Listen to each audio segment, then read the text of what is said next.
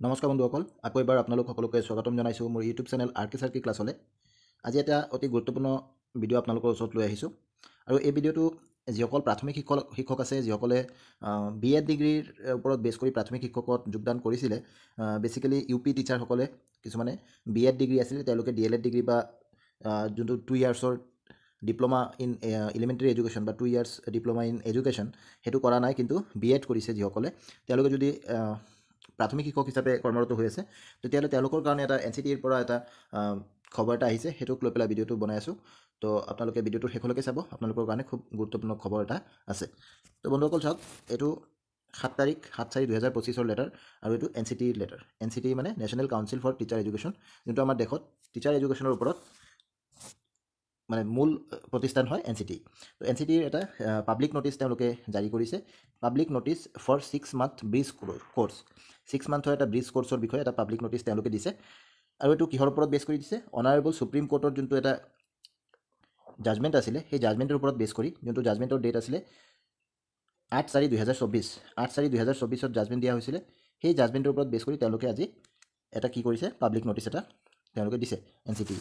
আৰু এই জাজমেণ্টত কিছুমান কথা তেওঁলোকে কৈছে সুপ্ৰিম কোৰ্টে, কিন্তু আমি গোটেইখিনি নাচাওঁ, আমাৰ ইম্পৰ্টেণ্ট লাইনখিনি আণ্ডাৰলাইন কৰা আছে আৰু বল্ডকৈ লিখা আছে, সেইখিনি আমি চাব লাগিব। প্ৰথম কথা হ'ল যে সুপ্ৰিম কোৰ্টে যোনটো কেছ আহিছিল সুপ্ৰিম কোৰ্টত, সেইটো আহিছিল যে এই প্ৰাথমিক শিক্ষকসকল যিসকলে নাকি BEd ডিগ্ৰী লৈ পেলাই প্ৰাথমিক শিক্ষকত যোগদান কৰিছে, তেওঁলোকক বৰখাস্ত কৰিব লাগে বুলি এটা কেছ আহিছিল। আৰু এইটো কেছৰ যোনটো শুনানিৰ মতে তাৰপিছত যোনটো ৰায়দান কৰিছে, সেই ৰায়দানত কি কৈছে, প্ৰথম লাইনটো ইম্পৰ্টেণ্ট হৈ যায়। তাত লিখিছে, as it appears that a large number of candidates with BEd degree had already been appointed on the basis of eligibility criteria specified by the educational authorities, we do not think it to be equitable to effect their removal. তো supreme কোৰ্টে এই কথা কৈছে যে যিহেতু বহুত এনেকুৱা candidate আছে, যিসকল এই লাৰ্জ নাম্বাৰ অফ কেণ্ডিডেট বুলি কৈছে, বহুত কেণ্ডিডেট আছে যিসকলে BEd ডিগ্ৰী লৈ পেলাই যোগদান কৰিছে এজ প্ৰাইমেৰী টিচাৰ্ছ, গতিকে তেওঁলোকক বৰখাস্ত কৰাটো সুপ্ৰিম কোৰ্টে ন্যায়সংগত হ'ব বুলি নাভাবে, এই কথাটো তেওঁলোকে কৈছে। তাৰপিছত আৰু কেইটামান তেওঁলোকে ইম্পৰ্টেণ্ট কথা কৈছে, আৰু তাৰ ওপৰত বেছ কৰি, এই জাজমেণ্টৰ ওপৰত বেছ কৰি NCTয়ে যোনটো কৰিছে সেইটোহে বেছি ইম্পৰ্টেণ্ট। তো এইটোৰ কথা কৈছে যে NCTয়ে কৈছে যে ইন কমপ্লায়েন্স, ইয়াৰ পৰা বেছি ইম্পৰ্টেণ্ট হ'ব, in compliance of the above direction the national council for teacher education has designated the 6 months certificate course. তো সুপ্ৰিম কোৰ্টে NCTক এটা গাইড কৰিছিলে যে তেওঁলোকে 6 monthsৰ এটা চাৰ্টিফিকেট কোৰ্ছ বা ব্ৰিজ কোৰ্ছ এটা আনিব লাগে প্ৰাইমেৰী টিচাৰসকলৰ কাৰণে, আৰু সেইটোৱেই তেওঁলোকে আনিব গৈ আছে বুলি কৈছে যে in compliance of the above direction the NCTE has designated the 6 months certificate course or bridge course in primary teacher education which has been approve by the ministry of education. আৰু এইটোক মিনিষ্ট্ৰী অফ এডুকেশ্যনে এপ্ৰুভ কৰিছে বুলি কৈছে, ঠিক আছে। Government of ইণ্ডিয়াৰ ministry of এডুকেশ্যনে এই bridge কোৰ্ছক approve কৰিছে বুলি কৈছে, ঠিক আছে। ইয়াত কেইটামান কণ্ডিশ্যন থাকিব, এই ব্ৰিজ কোৰ্ছৰ কাৰণে কেইটামান কণ্ডিশ্যন থাকিব, এই কণ্ডিশ্যনবিলাক ফুলফিল কৰিব লাগিব। সকলোৱে এই কোৰ্ছটো কৰিব নোৱাৰে, কোনে কোনে পাৰিব। ইয়াত কথা কৈছে, প্ৰথম কথাটো কৈছে NIOS may apply for recognition to conduct the course on ODL mode from NCTE। মানে কৈছে NIOSক কৈছে যে NIOS যেনেকৈ DLEডৰ কোৰ্ছটো প্ৰদান কৰিছিলে, তেওঁলোকে এই ব্ৰিজ কোৰ্ছটো প্ৰদান কৰিব পাৰিব, কিন্তু তাৰ কাৰণে তেওঁলোকে ৰিকগনিশ্যনৰ কাৰণে NCTEক কি কৰিব লাগিব, এপ্লাই কৰিব লাগিব, ঠিক আছে। NCTE যদি ৰিকগনিশ্যন দিয়ে তেন্তে তেওঁলোকে কৰিব পাৰিব। 2 নম্বৰ কৈছে this course will only be meant for those primary teachers who had been appointed with BEd degree in accordance with NCTE's notification dated 28/06/2018।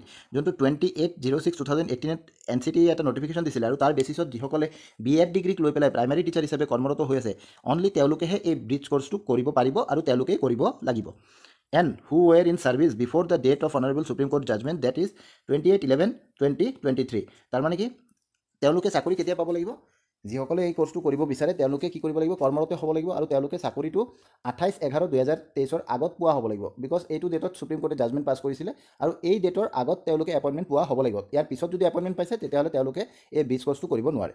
Appropriate mechanism will be evolved by NCTE and NIOS to ensure that any candidate who is not covered under the ambit of the judgment dated 8/4/2024 shall not avail of the course।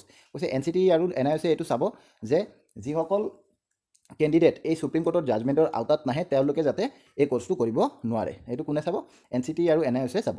তাৰপিছত কৈছে the participant teachers shall complete the course within 1 year of the commencement of the course by NIOSে যেতিয়া কোৰ্ছটো আৰম্ভ কৰিব তাৰ 1 বছৰৰ ভিতৰত টিচাৰসকলে এই কোৰ্ছটো কৰিব লাগিব, যাৰ যাৰ কৰাৰ দৰকাৰ আছে। কাৰ দৰকাৰ আছে, যিসকলে এই 28/11/2023 আগত প্ৰাইমেৰী টিচাৰ হিচাপে যোগদান কৰিছিল দেশৰ বিভিন্ন স্কুলত, লগতে তেওঁলোকৰ কি আছিলে তেওঁলোকৰ যোনটো ডিপ্ল'মা আছিলে বা তেওঁলোকৰ যোনটো প্ৰফেশ্যনেল কোৱালিফিকেশ্যন আছিলে এইটো ডিপ্ল'মা নহয়, সেইটো কি আছিলে বি এড আছিলে। বি এডটো আমাৰ কি হয় হাই স্কুল বা হায়াৰ ছেকেণ্ডেৰী স্কুলৰ কাৰণে বি এডটো কম্পালচৰি হয় আৰু সেইটোত বি এড চলে। কিন্তু আমাৰ যোনটো প্ৰাইমাৰী আছে প্ৰাইমাৰীত আমাৰ কি চলিব লাগিব diploma in elementary education or diploma in education বুলিও কয়, ক'ৰবাত ডি এড বুলি কয় আৰু ক'ৰবাত ডি এল এড বুলি কয়, ক'ৰবাত আকৌ বি এল এড বুলিও কয়। তো সেইখিনি নাম যোনটোৱে নহওক এটা লিখা থাকে বাই হুইচ এভাৰ নেম, ঠিক আছে। তো মানে নাম যিয়ে নহওক কিন্তু 2 ইয়াৰ্ছ ডিপ্ল'মা হ'ব লাগিব যদি আপুনি প্ৰাইমাৰীত কৰে। কিন্তু ইউ পিৰ ক্ষেত্ৰত আপাৰ প্ৰাইমাৰীৰ ক্ষেত্ৰত কি হয় বি এড লৈ পেলাই আপুনি এপ্লাই কৰিব পাৰে, বি এড লৈ পেলাই চাকৰি পাব পাৰে। আগত তেনেকুৱা এটা নটিফিকেশ্যন আছিলে, কাৰ নটিফিকেশ্যন আছিলে NCTৰ নটিফিকেশ্যন আছিলে, যোনটো নেকি 28/6/2018 তেওঁলোকে পাব্লিছ কৰিছিলে। সেইমতে বহুতে ইউ পিত বি এড লৈ পেলাই চাকৰি জইন কৰিছে, কিন্তু তেওঁলোকক এটা কথাই কোৱা হয় যে তেওঁলোকে এটা ব্ৰিজ কৰ্চ কৰিব লাগিব, আৰু এই ব্ৰিজ কৰ্চটো কথাই ইয়াত কোৱা হৈছে। 3 নম্বৰ কৈছে the teachers indicated at point 2, এই 2 নম্বৰত যোনটো টিচাৰৰ কথা কৈছে, the teachers indicated at point 2 above may avail this one-time opportunity to complete the course, as Honorable Supreme Court has directed that failure of any candidate to participate and complete the course within time frame as decided by the educational authorities will invalidate their appointment। তাৰমানে কৈছে যিসকলে এই টিচাৰৰ আওতাত 2 নম্বৰত যোনকেইজন টিচাৰৰ কথা কৈছে তাৰ ভিতৰত যিসকল পৰে, ডেট মিনছ যিসকলৰ চাকৰি 28/11/2023 আগত পোৱা চাকৰি আৰু যিসকলে বি এড ডিগ্ৰী লৈ পেলাই প্ৰাইমাৰীত কৰি আছে তেওঁলোকৰ কথা কৈছে যে তেওঁলোকক এটা ওৱান টাইম অপৰচুনিটি দিয়া হ'ব। সুপ্ৰিম কোৰ্টে যেনেকৈ কৈছে যে তেওঁলোকে নিজৰ যোনটো কেণ্ডিডেচাৰ সেইটো যদি ৰাখিব বিচাৰে তেন্তে ওৱান টাইম অপৰচুনিটি তেওঁলোকক দিয়া হ'ব, আৰু তেওঁলোকে উইদিন ষ্টিপুলেটেড টাইম, যোনটো টাইম এডুকেশ্যনেল অথৰিটিজে ডিচাইড কৰিব সেইটোৰ ভিতৰত তেওঁলোকে এই কোৰ্চটো কৰিব লাগিব। আৰু এইটো ডিচাইড কৰা হৈছে যে 1 ইয়াৰ যেতিয়াৰ পৰা NIOS কোৰ্চটো মানে আগবঢ়াব তেতিয়াৰ পৰা 1 বছৰৰ ভিতৰত এই কোৰ্চটো কৰিব লাগিব, ব্ৰিজ কোৰ্চটো। তো এই কথাটো কৈছে। তাৰপিছত কি কৈছে, যদি কৰিব নোৱাৰে তেতিয়াহ'লে তেওঁলোকৰ কেণ্ডিডেটটো ইনভেলিডেট কৰিব, তেওঁলোকৰ এপইণ্টমেণ্টটো ইনভেলিডেট কৰিব। মানে ইনভেলিডেট মানে ইনভেলিড হৈ যাব। তেওঁলোকে যদিও এপইণ্টমেণ্ট পাইছে, চাকৰি কৰি আছে, কিন্তু তেওঁলোকে যদি এই কোৰ্চটো কৰিব নোৱাৰে ষ্টিপুলেটেড টাইমৰ ভিতৰত, তেতিয়াহ'লে তেওঁলোকৰ যোনটো প্ৰাৰ্থিত্ব বা তেওঁলোকৰ যোনটো চাকৰি এইটো ভেলিড নাথাকিব। Sufficient advertisement wide publicity shall be ensured by NCT NIOS in this regard. তো কৈছে NIOS আৰু NCTয়ে এইটো পাব্লিচিটি কৰিব, এডভাৰটাইজমেণ্ট কৰিব। তো এইটো ভৱিষ্যতে আপোনালোকে নিকট ভৱিষ্যতত আপোনালোকে দেখা পাব বিভিন্ন নিউজ পেপাৰত বা তেনেকৈ NIOS বা NCTয়ে এই বস্তুটো তেওঁলোকে পাব্লিছ কৰি আছে বা পাব্লিচিটি এইটো কৰি আছে। 4 নম্বৰ কৈছে qualifying the bridge course will be strictly meant for teachers indicated in point 2। তো 2 নম্বৰ পইণ্টত যিসকল টিচাৰৰ কথা কৈছে সেইসকল টিচাৰেহে এই ব্ৰিজ কোৰ্চটো কোৱালিফাই কৰিব পাৰিব, আৰু সেই ব্ৰিজ কোৰ্চটো কোৱালিফাই কৰিলে এই টিচাৰসকলৰ কাৰণেহে কাম হ'ব, বেলেগৰ কাৰণে কোনো কাম নহয়। আৰু এইটো কোৱালিফাই কৰিলে কি হ'ব, তেওঁলোকৰ কাৰণে to protect their existing employment only. আৰু তেওঁলোকেও এইটো কোৱালিফাই কৰিলে তেওঁলোকৰ কাৰণে খালি যোনটো এক্সিষ্টিং এমপ্লয়মেণ্ট, যোনটো তেওঁলোকে চাকৰি কৰি আছে অনলি সেইটোহে তেওঁলোকে প্ৰটেক্ট কৰিব পাৰিব। This bridge course will not be valid for this teachers seeking subsequent employments as primary teachers. এইটো কোৰ্চ লৈ পেলাই তেওঁলোকে আকৌ ভৱিষ্যতে বেলেগ কোনো প্ৰাইমাৰী টিচাৰৰ এপইণ্টমেণ্টত এপ্লাই কৰিব নোৱাৰে, এই কথাটো কৈ দিছে ইয়াত। তাৰমানে ধৰি লওক এজন মানুহে DLED কৰিছে, DLED তেওঁ কৰাৰ লগে লগে তেওঁ কিন্তু যিকোনো এপইণ্টমেণ্টত বাৰে বাৰে এপ্লাই কৰিব পাৰে সেই ডিগ্ৰীটোক দেখুৱাই পেলাই, মানে সেই ডিপ্ল'মাটোক দেখুৱাই পেলাই যিকোনো সময়তে তেওঁলোকে এপ্লাই কৰিব পাৰে। কিন্তু এইটো 6 মাহৰ যোনটো কোৰ্চ থাকিব ব্ৰিজ কোৰ্চ, এইটো খালি এবাৰেই তেওঁলোকক চান্স দিয়া হৈছে। তেওঁলোকৰ যোনটো অলৰেডি চাকৰিত আছে সেই চাকৰিটো বচোৱাৰ কাৰণে তেওঁলোকক এটা চান্স দিয়া হৈছে। এই কোৰ্চটো দেখাই তেওঁলোকে আৰু ভৱিষ্যতে বেলেগ চাকৰিত এপ্লাই কৰিব নোৱাৰিব, এই কথাটো ইয়াত স্পষ্টভাৱে কৈ দিছে। তাৰপিছত কৈছে this is hereby notified for information of all the stakeholders. এইটো এটা কৈছে যে সকলোৰে কাৰণে এইটো নটিফিকেশ্যন দিয়া হৈছে। তো এইখিনি আছিলে এই মানে গোটেই কথাটো। মই আকৌ এবাৰ শ্বৰ্টত কৈ দিওঁ, যিসকল টিচাৰে BEd ডিগ্ৰী লৈ পেলাই প্ৰাইমাৰীত কৰি আছে, প্ৰাইমাৰী মিনছ আপাৰ প্ৰাইমাৰী হ'ব পাৰে, লোৱাৰ প্ৰাইমাৰী হ'ব পাৰে, আপাৰ প্ৰাইমাৰী হ'ব পাৰে, কিন্তু লোৱাৰ প্ৰাইমাৰীত আমি জানো যে লোৱাৰ প্ৰাইমাৰীত BEd লৈ পেলাই চাকৰি কৰা মানুহ নাই বা খুব কম, আমাৰ অসমতো নাই। তো কিন্তু আপাৰ প্ৰাইমাৰীত আছে, আপাৰ প্ৰাইমাৰীত BEd কৰা মানুহেও এপ্লাই কৰিব পাৰে।